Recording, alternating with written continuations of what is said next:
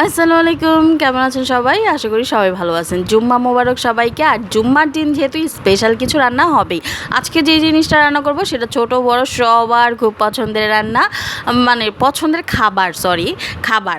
আর আমাদের মতো ঢাকাইয়া যারা আছেন তাদের হলো ইমোশন। তো নামটা বলতে হবে না, বুঝে ফেলছেন? অবশ্যই সেটা হলো বিরিয়ানি। তো বিরিয়ানি রান্নার প্রসেসিং আমি একটু আস্তে আস্তে দেখিয়ে দিয়েছি। যারা নতুন তারা অবশ্যই দেখে নেবেন, একটু করে ফেলতে পারবেন। তো এখানে আমি পেঁয়াজটা কিন্তু বিরিয়ানি রান্নার সময় আমি সব সময় কাঁচা পেঁয়াজ দিই না, পেঁয়াজটা একটু লাল করে দিই। আর যদি হাতে খুব কম সময় থাকে তখনই আমি শুধু মানে পেঁয়াজটা কেটে ইউজ করি। তো এখানে পেঁয়াজ লাল করে আমি এখানে মাংসটা কুটে আমি এখানে মাংসটার মধ্যে দিয়ে দিলাম প্রথমে লবণ, তারপরে দিয়ে দিলাম একটু মরিচের গুঁড়া, তারপরে কাঁচামরিচ দিলাম, তারপরে দিলাম গরম মশলা, এটা আমার নিজের হাতের করা গরম মশলা। তারপরে দিলাম টক দই, বাদাম, মানে বাদামটা আমি ছেঁচে নিয়েছি, মানে গুঁড়া গুঁড়া হয়ে গেছে, ওই বাদামটা দিলাম, টমেটো সস দিলাম, আদা রসুন দিলাম লবণ লবণ তো আগেই বলেছি দিছি। সব কিছু দিয়ে একটু ভালো মতো কিন্তু নাড়াচাড়া করতে হবে। তারপর সে ভেজে রাখা পেঁয়াজ আর একটু কেওড়া জল দিয়ে আমি বসিয়ে দিলাম মাংসটা চুলায়। আজকের না আমি একটু সিমি মটর দেবো আর একটু আলু দিব, এই জন্য কিন্তু সবগুলো মশলাই দেখতে পাচ্ছেন একটু বেশি বেশি দিয়েছি। মরিচটা একটু কম লাগতেছিল, তাই আমি একটু কাঁচামরিচটা দিলাম।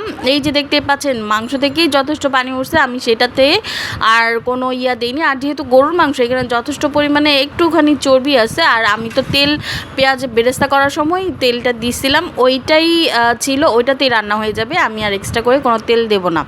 যত কম তেল হয় না রান্নাটা খেতে ভালো লাগে।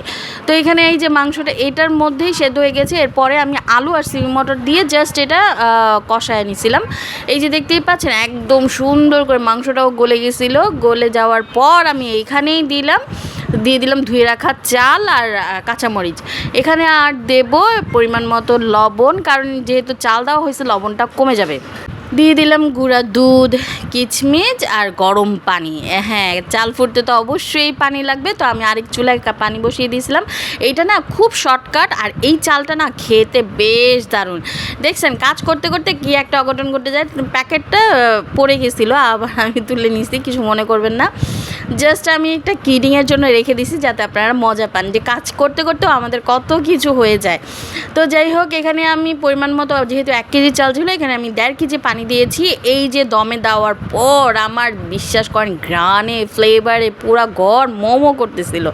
মানে কি বলবো, বিরিয়ানি বললে তো আর কোনো কথা নাই, সবার আর কোনো তর্স হয় না। আমি তাড়াহুড়া করে জাস্ট এটা বেড়ে নিলাম, আর বিশ্বাস করেন সবাই হাপুস হুপুস করে সেই স্বাদের বিরিয়ানি খেলো। এটা খুব স্বল্প সময়ে, আর চালগুলো খেতেও বেশ মজা লাগছিল, মশলা একবার ট্রাই করে দেখবেন।